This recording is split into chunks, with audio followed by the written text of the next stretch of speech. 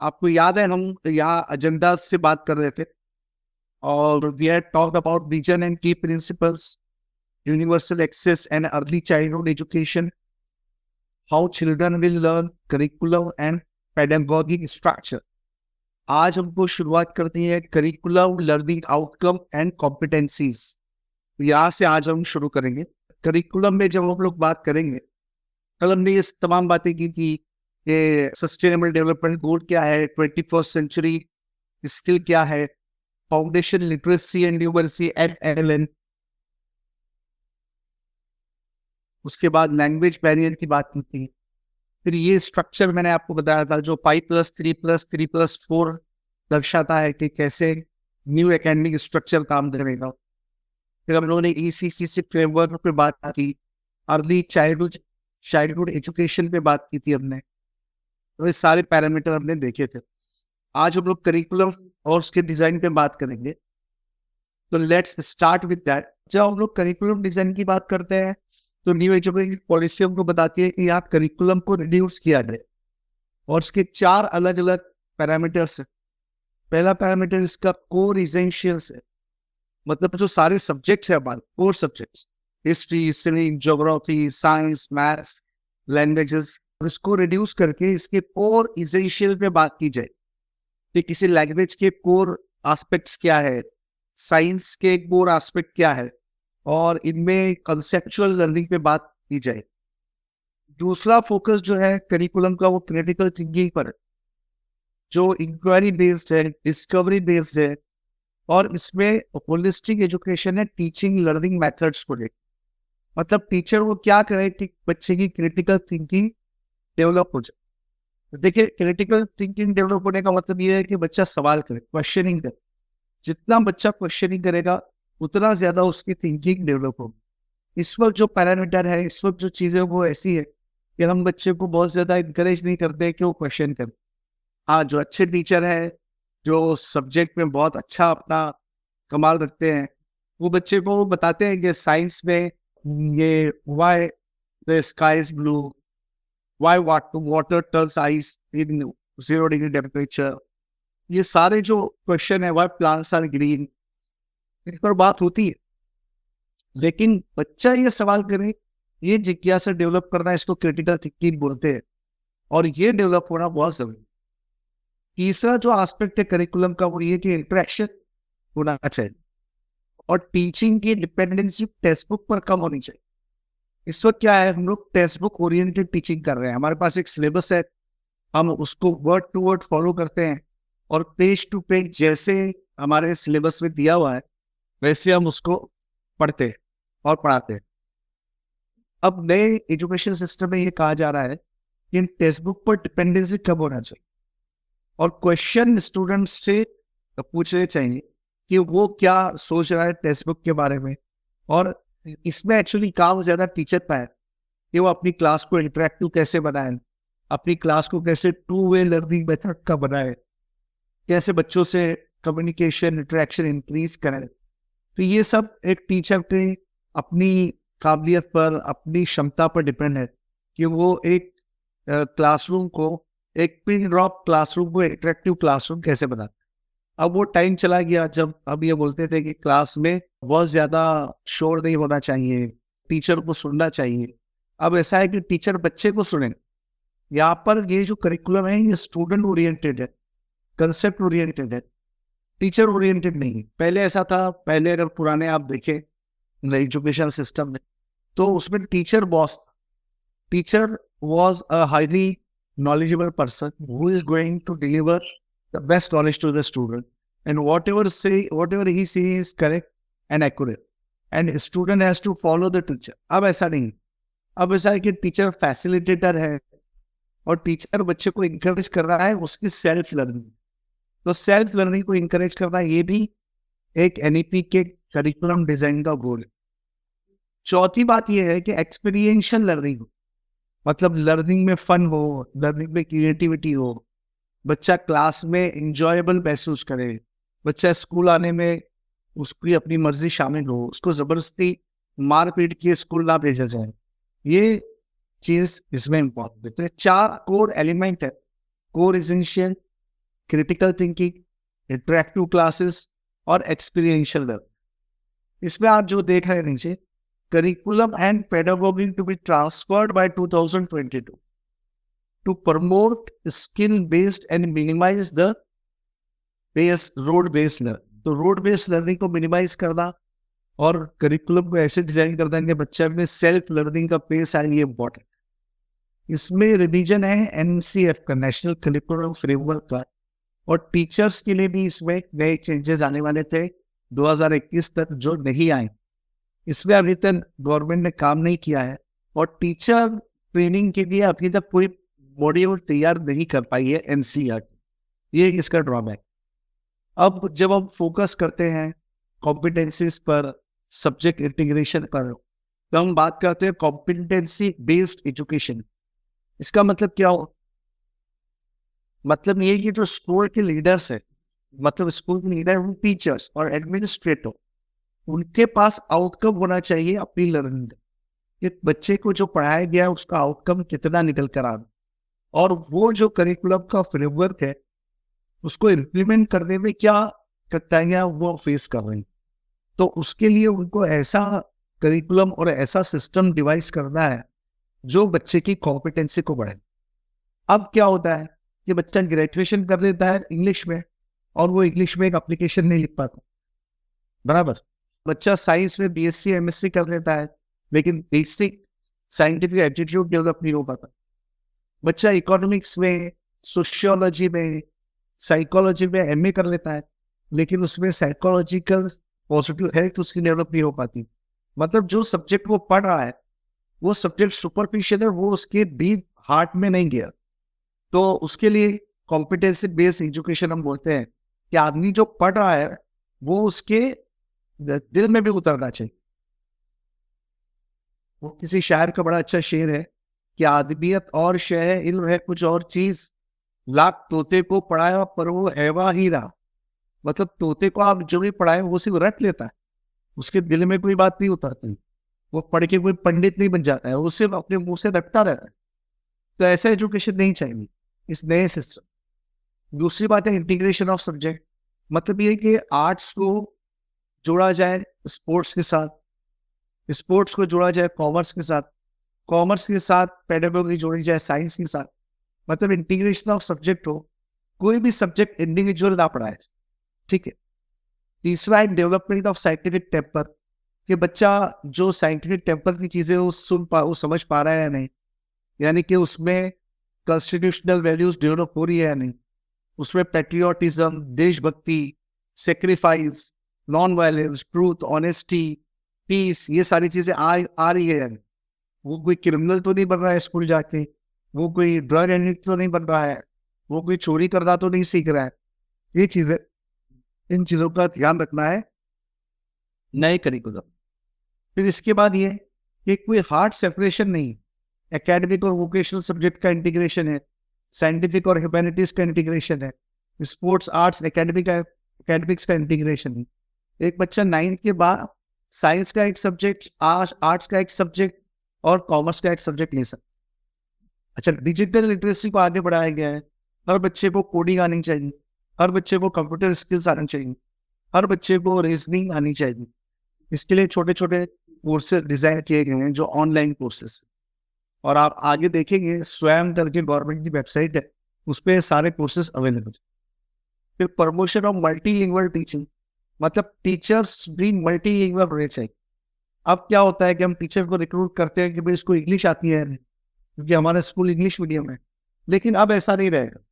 Teacher को English के अलावा लोकल लैंग्वेज भी अच्छे से आनी चाहिए, हिंदी राष्ट्रभाषा आनी चाहिए, ताकि वो बच्चे को पढ़ा सके उसकी अपनी लैंग्वेज। इसके बाद देखिए मेंटल और फिजिकल हेल्थ वेलबींग पर भी करिकुलम में बहुत ध्यान दिया गया है। और health checkup, annual health checkup सारे बच्चों के लिए इंपॉर्टेंट है। आपको डॉक्टर अपॉइंट करना है और सारे बच्चों का हेल्थ चेकअप करना।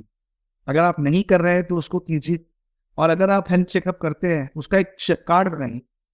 मेरे पास एक कार्ड बना हुआ है जो हमने स्कूल के लिए बनाया था, मैं आपको शेयर करूंगा हामिद सर को, वो देख लीजिए। उसके बाद स्कूल बैग का वजन कम कर दें। अब वजन कम कर देंगे, दो एस्पेक्ट है। इंटरनेशनल स्कूलों में जो मुंबई में हम देखते हैं उसमें ऐसा है कि बैग बच्चे घर नहीं ले जाते, बच्चे बगैर बैग के आते हैं, उनके पास लॉकर होता है, उसी लॉकर को खोल के उन्हीं में से सारी पुस्तकें निकालते हैं, कापियां निकालते हैं और उसी में लिख कर रख देते हैं, घर से गया। दूसरा ये है कि जो बच्चे किताबें कैरी कर रहे हैं वो किताबों का बोझ कम हो। मतलब ये कि एक नोटबुक हो, एक एसे बुक हो, एक रफ बुक हो, एक कॉम्प्रिहेंशन बुक हो, एक सब्जेक्ट की 4-4 बुक्स ना हो, तो अब बैग का वजन जो है कम किया जाए। और आइडियल वेट भी बैग का किसी जमाने में निकाला गया था कि 1.2 केजी से ज्यादा नहीं होना चाहिए, मतलब 1 किलो 1.5 किलो से ज्यादा बैग का वजन नहीं होना चाहिए। लेकिन ये कोई पैरामीटर नहीं है। असल बात यह है कि बच्चे को कितने सब्जेक्ट आप पढ़ा रहे हैं दिन भर में और वो कितना वजन कैरी कर, ठीक है। फिर मैंडेटरी स्किल जो है वो हेल्थ एंड वेलनेस है कि बच्चे को हेल्थ के बारे में पता चले, बच्चे को न्यूट्रिशियस फूड के बारे में पता रहे। जैसे जो टिफिन बच्चा ला रहा है उसमें कोई तली हुई चीजें, कोई मार्केट फूड, कोई प्रोसेस फूड, ऐसी कोई हानिकारक खाने की वस्तुएं ना हो, बच्चे को घर का बना हुआ खाना मिले, घर की बनी हुई चपाती और सब्जी मिले, ये इसमें इम्पोर्टेंट है। अगर पॉसिबल है तो स्कूल में बेसिक एक जिम्नाजियम बना होना चाहिए जिसमें बेसिक ट्रेनिंग हो बच्चे को हेल्थ केयर के बारे में। उसको कुछ योगा की ट्रेनिंग दी जाए, उसको थोड़ी एक्सरसाइज सिखाई जाए, उसको कोई ग्राउंड हो, ग्राउंड में खिलाया जाए, उसको खेल खेले हो, फर्स्ट एड का इंतजाम हो, हाइजीन के ऊपर काम हो, बाथरूम साफ सुथरे हो, और बच्चे को साफ कपड़े पहन के आना मैंडेटरी किया जाए, बाल बने हुए हो, बालों में तेल लगा हुआ हो और नहाया हुआ हो बच्चा, हर बच्चे को रोज नहाना चाहिए, नाखून उसके कटे हुए हो। ये सारी जो हेल्थ के बेसिक पैरामीटर है वो पूरे होने चाहिए। और इसके बाद ये कि स्कूल को चाहिए कि काउंसलर हायर करे स्कूल के लिए, जो स्कूल में टीचर्स की और बच्चे की सामूहिक काउंसलिंग कर सके। मतलब ये कि आप जैसे फॉर एग्जांपल आपने मुझको अपॉइंट किया कि मैं एनईपी की ट्रेनिंग दूं, वैसे ही आप मुझसे कहें कि चलिए आप हमारे स्कूल के काउंसलर हैं, आप साल में 2 बार 3 बार विजिट कीजिए और हम जो बच्चों को आइडेंटिफाई करते हैं जो कि गिफ्टेड चाइल्ड है, जो कि प्रोग्रेसिव चाइल्ड है, या फिर जो स्पेशल चाइल्ड है, उन बच्चों की काउंसलिंग करें। या कुछ टीचर्स होते हैं जो अपने जॉब से खुश नहीं होते हैं, जिनको जॉब स्विच ओवर करना होता है, क्योंकि कभी कभी सब्जेक्ट की कॉम्पिटेंसी नहीं होती टीचर में, तो उसको डिफिकल्टी होती है पढ़ाने में। अब नए पैरामीटर भी ये होगा कि काउंसलर की रिपोर्ट मैंडेटरी होगी टीचर्स को कंटिन्यू करने की। आप देखिए कि अभी प्राइवेट कोचिंग क्लासेस में भी काउंसलर के अपॉइंटमेंट को कंपल्सरी किया है। तो ये एक बड़ा चेंज आया है जिसमें एक एक्सटर्नल एजेंसी आपके स्कूल एजुकेशन में इंटरवीन कर। उसके बाद focus on children with disability, ये जितने भी बच्चे जो डिसेबल है उनको स्कूल में सही मार्गदर्शन किया जाए और उनके लिए आसान बनाया जाए। स्कूल में उनके चढ़ने के लिए एक रेलिंग लगाई जाए, उनके लिए एक बाथरूम डिसेबिलिटी वाला बाथरूम हो, उनको एक ही क्लास में पढ़ाया जाए, उनके लिए चेयर हो, उनके लिए और दूसरी जो भी चीजें हेल्थ में की जा सकती है वो करनी चाहिए। Inclusive and caring culture, principal, teacher, इसके अलावा कुछ ऐसे लोग हो जो स्कूल में कैरिंग कल्चर को डेवलप करें। बच्चा स्कूल को अपने घर की तरह समझे, लेडी टीचर को अपनी माँ का दर्जा दे और जो जेंट्स टीचर है उसको अपना बाप समझे। मतलब ऐसा नहीं बोले, टीचर ये नहीं बोले कि मैं तो तुम्हारा फ्रेंड हूँ। और कुछ स्कूलों में ऐसा होता है कि लेडी टीचर्स के साथ बच्चे चिट्ठियाँ लिखते हैं, उसको छेड़ते हैं और उसकी साड़ी पे, कपड़ों पे कमेंट करते हैं। तो ऐसा नहीं होना चाहिए। बच्चे में मोरल वैल्यूज आनी चाहिए। बच्चे को, टीचर को माँ का दर्जा देना चाहिए। बहरहाल ये कहने के लिए आसान है, करना ये बहुत ज्यादा मुश्किल है। अब धीरे धीरे इस पर काम किया जा सकता है। इनोवेटिव पेडागॉजी में transforming teaching learning process, transforming teaching learning process में ये होगा कि एक्सपीरियंशियल लर्निंग होगी जिसमें इंक्वायरी और डिस्कवरी बेस्ड टीचिंग की जाएगी। इसके लिए बहुत ज्यादा यूट्यूब और दूसरे इंटरैक्टिव इंटरनेट मीडियम का सहारा लिया जाएगा। इंटीग्रेटेड पेडागॉजी में ये होगा कि हर सब्जेक्ट में आईसीटी आएगा, information and communication technology. Computer के बगैर कोई चीज पढ़ाई नहीं जाएगी, कोई भी चीज बगैर प्रोजेक्टर के, बगैर प्रैक्टिकल के पढ़ाई नहीं जाएगी। प्रमोशन ऑफ पीयर ट्यूटरिंग, मतलब ये कि बच्चे खुद वॉलंटियर होंगे, खुद पढ़ाएंगे, जॉयफुल एक्टिविटी होगी। देखिए, एक जगह मेरे बेटे की स्कूल में इन लोगों ने ऐसा किया कि बच्चों की माँओं को बुलाया और उनसे कहा कि भाई आप में से कौन है जो अच्छी हिस्ट्री पढ़ा सकता है। तो एक लेडी थी, वो एमए की हुई थी, उसने कहा मैं पढ़ाऊंगा। फिर ये तय हुआ कि 15 दिन में एक बार पेरेंट्स से कोई आएगा और बच्चों को वो सबक, वो लेसन पढ़ाएगा। इसका बड़ा फायदा हुआ। जब जिस बच्चे की माँ आके पढ़ाती है तो बहुत दिल से पढ़ाती है, बहुत तैयारी करती है, क्योंकि हाउस वाइफ होती है, उसको परफॉर्म करना होता है। और दूसरे बच्चों पे भी अच्छा असर पड़ता है। कभी किसी के फादर जाके कुछ पढ़ाते हैं, मैं स्कूल में जाता हूँ तो सारे पेरेंट्स का एक वर्कशॉप देता हूँ, तो वो एक अच्छा इंप्रेशन उसका पड़ता है कि मेरा बच्चा खुद उसमें पढ़ रहा है। तो मेरा इंटीग्रेशन मेरे बच्चे के स्कूल से बहुत गहरा है। तो इस तरीके से अगर पेरेंटल इन्वॉल्वमेंट होगा तो टीचर को भी पढ़ाने में आसानी होगी। दूसरा ये कि इक्वल वेटेज दिया जाए। ऐसा नहीं हो कि दिन भर खेल ही रहे हैं बच्चे, ऐसा नहीं हो कि दिन भर एक्स्ट्रा करिकुलर ही चल रहा है। करिकुलम और एक्स्ट्रा करिकुलम दोनों साथ-साथ चलना चाहिए। दोनों को 50-50% वेटेज देना चाहिए। ऐसा नहीं हो कि एक्टिविटी बेस्ड कराने में आप करिकुलम को पीछे छोड़ दें, ऐसा नहीं होना चाहिए। और टीचर को ये आज़ादी हो कि वो अलग-अलग सब्जेक्ट कॉम्बिनेशन को पढ़ा सके।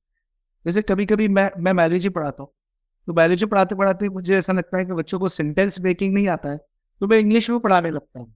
इंग्लिश के वर्ब है, इंग्लिश के एडजेक्टिव्स है, कहाँ द लगाना है, कहाँ एट लगाना है, कहाँ ऑन लगाना है, कहाँ अंडर लगाना है, ये उनको बताना पड़ता है।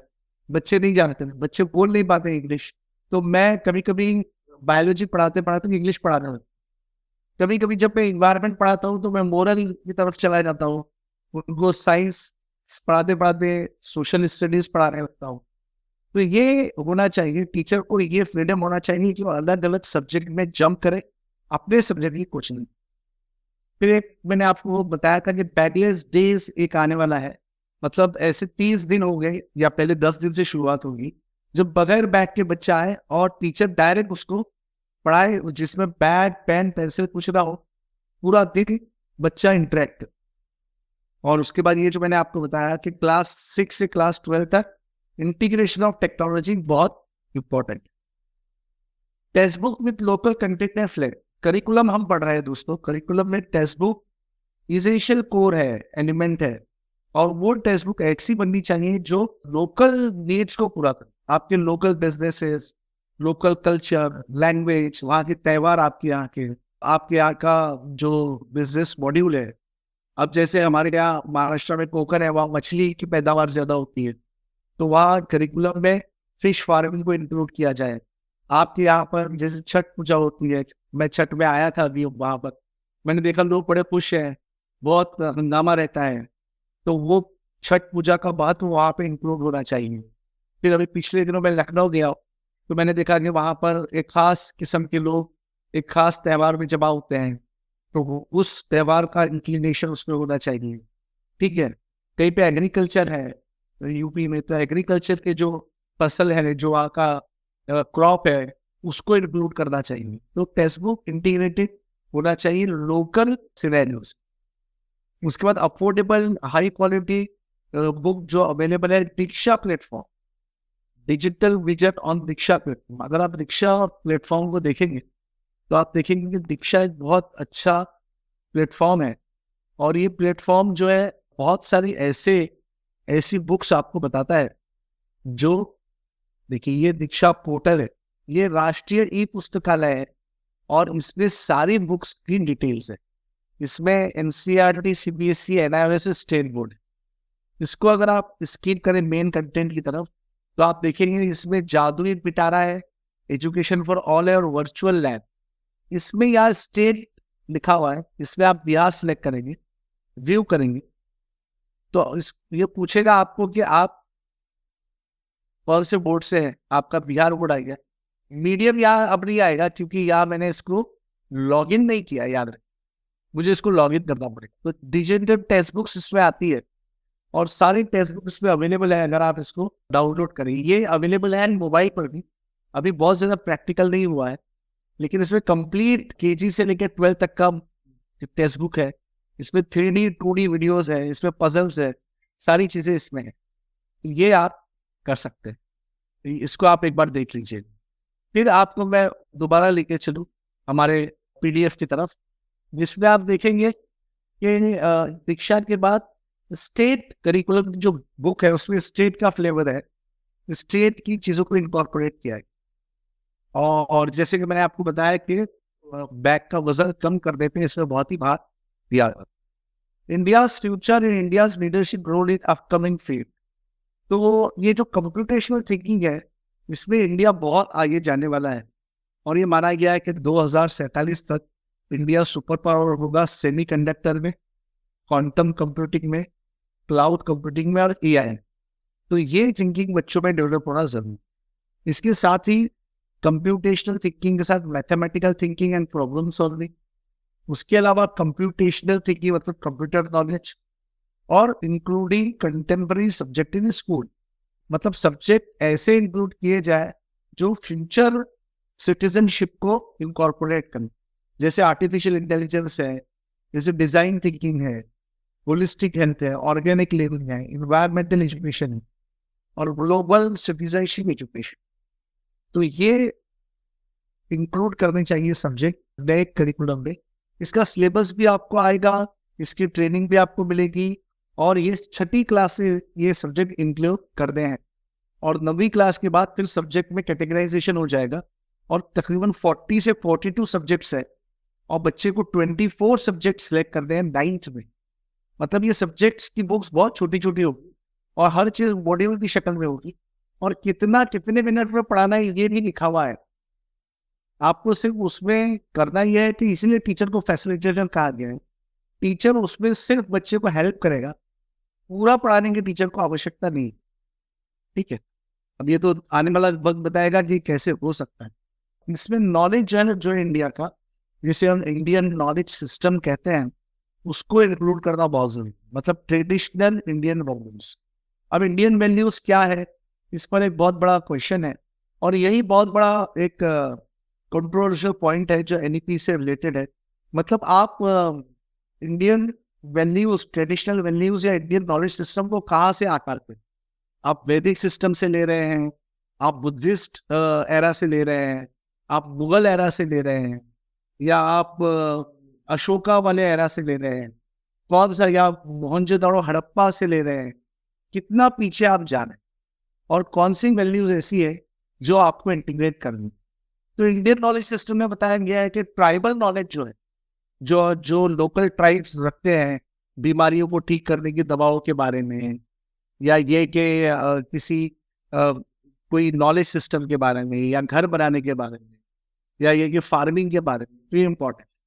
जैसे हमारे यहाँ, मैं जहाँ महाराष्ट्र में जिस गांव से बिलोंग करता हूँ, हमारा एक ट्राइबल कम्युनिटी है जो पथरी के पेशेंट को नदी की गर्भ रेत पर लिटा देती, और वो लोग कुछ मसाला पत्थर पे लगाते हैं, और जलती धूप में गर्म पत्थर रख देते हैं किडनी जहाँ पोजीशन है वहां पर, और उनका ये मानना है कि इससे पथरी टूट जाती है और पेशाब के जरिए बाहर निकल जाती है। अब ये ट्रेडिशनल नॉलेज है, उससे वो बहुत लोगों का इलाज कर रहे हैं। बहरहाल उनको कोई सैंक्शन नहीं है, वो डॉक्टर नहीं है, वो एक ट्रेडिशनल अपने प्रोसेस को फॉलो कर रहे हैं। या आप केरला जाए तो वहाँ आप जैसे विजिट करेंगे, आप किसी होटल में खाना खाएंगे तो आपको गर्म पानी पीने मिलेगा, और पानी का कलर थोड़ा सा गुलाबी होगा, उसमें वो एक पत्ता डालते हैं। उनका मानना है कि वो पत्ते से पानी का कलर भी बदलता है और वो डाइजेशन भी अच्छा होता है। अब ये ट्रेडिशनल नॉलेज है, इसका साइंटिफिक एविडेंस उनके पास क्या है ये आपको नहीं पता। लेकिन जो इथेनिक मेडिकल प्रैक्टिसेस है, जैसे हिजामा है, जैसे फसक है, या जैसे और कोई दूसरा मेथड ऑफ ट्रेनिंग, जैसे योगा ही है, योगा से बहुत सारे रोग दूर होते हैं, तो उनको इंक्लूड करना चाहिए। तीसरी ये कि जब एशियन इंडिया को आप इंक्लूड कर रहे हैं तो मॉडर्न इंडिया को आप नहीं भूलें, ठीक है। और जो ट्रेडिशनल इंडिया में जो डैमेजिंग इफेक्ट थे अल्कोहल के, टोबैको के, उनको बहरहाल आप करिकुलम में जगह नहीं दें। मतलब ये कि भांग पीना भारतीय संस्कृति का हिस्सा रहा है होली में, तो क्या आप बच्चों को बताएंगे कि होली में भांग पीना चाहिए? ऐसा तो नहीं हो सकता। या मदिरा पीना, शराब पीना कुछ कल्चर का हिस्सा रहा है त्योहारों में, तो हम बच्चों को ये तो नहीं बताएंगे कि शराब में पियो। तो जो चीजें साइंटिफिक टेम्पर के विपरीत है उनको मना किया जाए, ठीक है। तो ये एक नॉलेज ऑफ इंडियन सिस्टम है जिसको इंक्लूड करना कोर्सेज में बहुत जरूरी है। इसमें आपको बहुत ज्यादा डीप जाने की जरूरत नहीं, इसमें चीजें आएगी जो चीजें यूट्यूब पर अवेलेबल है। इंडियन नॉलेज सिस्टम अब डेवलप हो रहा है कि क्या क्या उसमें इंक्लूड करना है। जैसे आर्यभट्ट ने हमको जीरो दिया, या जैसे और दूसरे चरिक संहिता बुक है, चरक ने हमको बुक दी, वो ये सारी चीजें इंक्लूड की जा सकती। क्लास 1 to 8 में एग्जामिनेशन जो होगा वो की स्टेज असेसमेंट वाला होगा, मतलब 3rd, 5th और 8 3 जगहों पर बोर्ड का एग्जाम, और इसमें बोर्ड से पेपर आए, जो टीचर पढ़ाएगा बोर्ड अपना पेपर देगा, और वो जैसे एसएससी बोर्ड होता है, 12th होता है, वैसे एग्जाम। टेस्टिंग का फोकस होगा लर्निंग आउटकम, मतलब ज्यादातर क्वेश्चंस जो है वो कौन से रहेंगे, ऑब्जेक्टिव। रोट लर्निंग से कंसेप्चुअल लर्निंग की तरफ हम जाएंगे। और स्कूल का जो एग्जाम होगा वो डेवलपमेंट पर्पस पर होगा, उसमें मार्किंग सिस्टम नहीं, मतलब बच्चों को कैटेगराइज नहीं किया जाएगा कि फर्स्ट क्लास है सेकंड क्लास, सारे बच्चों को ग्रेड दिए जाए। इसका एक नया प्रोग्रेस कार्ड आपको मिलेगा। अच्छा, अब 9 to 12 तक का जो एग्जाम है, तो ये बोर्ड एग्जाम, या तो ये बोर्ड एग्जाम रहेगा 12th, या तो ये ऑप्शनल हो जाएगा, ये अभी तक हमको पता नहीं चला। फिर जो मॉडल्स है, एनुअल, सेमेस्टर, यूनिट टेस्ट, ये 2 parts मॉडल रहेगा, ऑब्जेक्टिव टाइप, डिस्क्रिप्टिव टाइप, और साल में 2 बार मेन एग्जाम। ये एनसीईआरटी अपना ये पूरा प्रोसेस बताएगी, और परख करके एक वेबसाइट है जो बताएगी कि इसमें हमको कैसे जाना है। और जब हम परख को देखते हैं तो हम देखते हैं कि परख में ना, एक मैं दोबारा इसको शेयर करता हूँ और आपको बताता हूँ कि ये गवर्नमेंट ने एक वेबसाइट शुरू की है, इसका नाम है AICTE परख। ये असेसमेंट के लिए, और ये बच्चों को असेस करेगी। इसमें भी आपको रजिस्टर करना है। देखिए, इंस्टीट्यूट रजिस्ट्रेशन का ये लॉगिन, ये आपकी स्कूल के तहत भरना है, और इसमें आप रजिस्टर करेंगे। इसमें देख दिखा के रजिस्टर कीजिएगा, और जब तक आपको कंपल्सरी लेटर दिया है तब तक मत कीजिएगा। अभी ये सिर्फ एक्सपेरिमेंटल बेसिस पर ये लर्निंग यहाँ पर होगी, मतलब यहाँ पर एग्जाम होगा, और इसी ऐप के थ्रू बच्चे एग्जाम देंगे और इसमें इनका रिजल्ट आए। तो इसमें बेसिकली इंजीनियरिंग वालों के लिए बनाया गया था, लेकिन स्कूल असेसमेंट भी इसमें है। इसमें ज्यादातर साइंटिफिक थिंकिंग के लिए और मैथ्स और फिजिक्स वगैरह के लिए इसको डिजाइन किया गया। ठीक है, तो इसको भी आप देख सकते हैं। फिर हम जो बात कर रहे हैं परख के अलावा, टीचर्स को प्रिपेयर किया जाएगा 2022-23 तक, लेकिन अफसोस कि ऐसा हुआ नहीं अभी तक।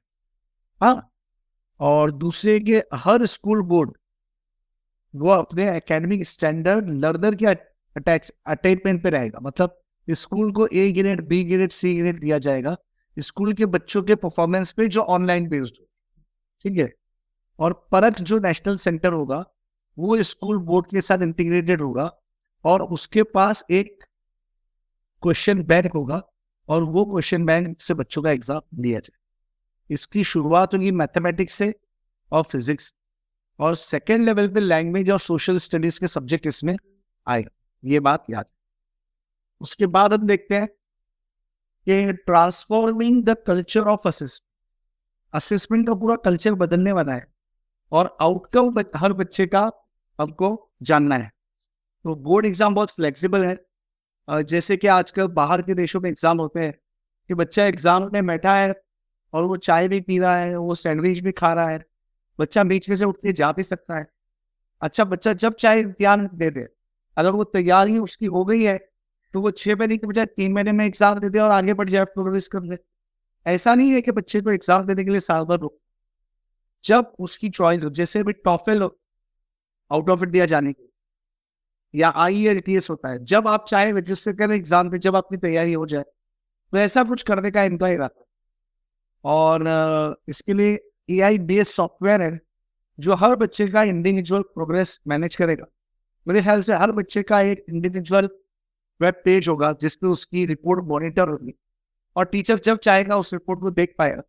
इसका मतलब ये क्या, एक ही एज में बच्चे अलग अलग क्लास में होंगे, अलग अलग एग्जाम देने होंगे। हो सकता है एक ही उम्र के 10 साल का बच्चा 6ठी का भी एग्जाम दे रहा हो, और उसी एज का बच्चा 8वीं का एग्जाम दे रहा हो। ये बच्चे की अपनी क्षमता, अपनी स्पीड, अपने कैपेबिलिटी पे डिपेंड हो। नेशनल असेसमेंट सेंटर जो है वो बोर्ड एग्जाम कंडक्ट करे, और सेल्फ असेसमेंट भी एक चीज है जिसमें बच्चा, जो मैं आपको बता रहा था, खुद एग्जाम दे सकता है। इसके लिए नेशनल टेस्टिंग एजेंसी को हायर किया गया है, जो इसको नीट और जेई और क्लैट और सीयूईटी लेती है, वो इस पूरे प्रोसेस को डिजाइन कर दे वाला। प्रोग्रेस कार्ड बिल्कुल बदलने वाला है, और प्रोग्रेस कार्ड में बहुत सारे सॉफ्ट स्किल पैरामीटर आए, मतलब बच्चे का एटीट्यूड, बच्चे का एप्टीट्यूड, बच्चे का कम्युनिकेशन स्किल, बच्चे की पॉजिटिव सोच, और ये तमाम चीजें उसमें आने वाली। इसमें पेरेंट्स को ये समझ में नहीं आएगा कि बच्चा कौन से सब्जेक्ट में कितने मार्क्स लाया है, ताकि वो बच्चे पर जुल्म नहीं करे कि ये क्या तू पढ़ के आए, समझे। तो ये प्रोग्रेस कार्ड बड़ा अजीब बनने वाला है, और ये पूरा प्रोजेक्ट बेस बनने वाला है। अगर आपको ये देखना है तो मैं आपको एक प्रोग्रेस कार्ड सैंपल के तौर पे भेज दूंगा, जिसमें आपको समझ में आएगा कि प्रोग्रेस कार्ड में नई चीजें कौन सी आने वाली। मीडियम ऑफ इंस्ट्रक्शन जो मैंने आपको बताया, 5वें ग्रेड तक मदर टंग होगा, ये बात तय है। और उसके बाद 8 ग्रेड तक इंग्लिश और मदर टंग में आप चेंज कर सकते। तो इसमें 3 लैंग्वेज फॉर्मूला जो मैं आपको बता रहा था, होम लैंग्वेज, मदर टंग और लोकल लैंग्वेज, ये 3 लैंग्वेज हो। और जो 13 लैंग्वेजेस हम नोट पर देखते हैं वो तो सेशन लैंग्वेजेस है। उसके अलावा जो लैंग्वेज स्टेट डिसाइड, जैसे हमारे यहाँ मराठी है तो मराठी डिसाइड, और जितनी क्लासिकल लैंग्वेज है, क्लासिकल लैंग्वेज में जैसे संस्कृत है, अरबिक है, फ्रेंच है, लैटिन है, चाइनीज है, ये लैंग्वेजेस भी हमारे यहाँ 3 लैंग्वेज बहुत ट्रेडिशनल है। मतलब ये कि तमिल, तेलुगु और मलयालम, भारत में 3 बहुत प्राचीन लैंग्वेजेस है जो अभी पूरे सिलेबस के साथ जिंदा है। संस्कृत में तो खैर अभी बोलने वाले नहीं है, लेकिन तेलुगु, मलयालम, तमिल में बोलने वाले भी है, लिखने वाले भी है, और उनका कल्चर भी डेवलप हुआ है, और उन्होंने उसमें आर्ट भी डेवलप किया है। तो ये क्लासिक लैंग्वेजेस इनको कहा जाता है, ये इसमें होगा। तो आज के लिए इतना ही। उसके बाद अब स्कूल्स कैसे होंगे वो डिसाइड करेंगे। अब इसके बाद मेरे ख्याल से वक्त भी कम रह चुका है, अगर कोई क्वेश्चन आपके हो तो आप पूछ सकते। बहुत बहुत सर एक सवाल है, बच्चों को समझाने के लिए क्या लोकल लैंग्वेज भोजपुरी का इस्तेमाल इंग्लिश मीडियम स्कूल्स में करना? प्राइमरी लेवल पर आप लैंग्वेज यूज कर सकते हैं, क्योंकि बच्चे वही भाषा सीख कर घर से आए हैं। लेकिन 5वीं के बाद आपको इख्तियार रहेगा कि आप इंग्लिश कंपलसरी कर। 5वीं तक अगर बच्चे पे आप जबरदस्ती नहीं कर सकते। अगर वो भोजपुरी में अगर पेरेंट्स पढ़ाना चाहे तो आपको उसी लैंग्वेज में पढ़ाना। 5वीं के बाद आप पेरेंट्स को बोल सकते हैं कि हम इंग्लिश भी पढ़ाएंगे या और दूसरी लैंग्वेज में। कोई सवाल है? एक्सपीरियंशियल लर्निंग के बारे में सर, एक हमारे टीचर हैं राजन सर, उनको एक्सपीरियंशियल लर्निंग को थोड़ा इलाबोरेट करना है। सर या क्रिटिकल थिंकिंग है और साइंटिफिक टेम्पर है, और उसमें यह है कि आप बच्चे को कितना सवाल पूछने पर प्रेरित कर, उसको एक्सपीरियंशियल लर्निंग कहते हैं। मतलब बच्चे को पढ़ाने के बजाय बच्चे से सवाल लीजिए, ये इसका उद्देश्य। Okay, thank you sir, thank you.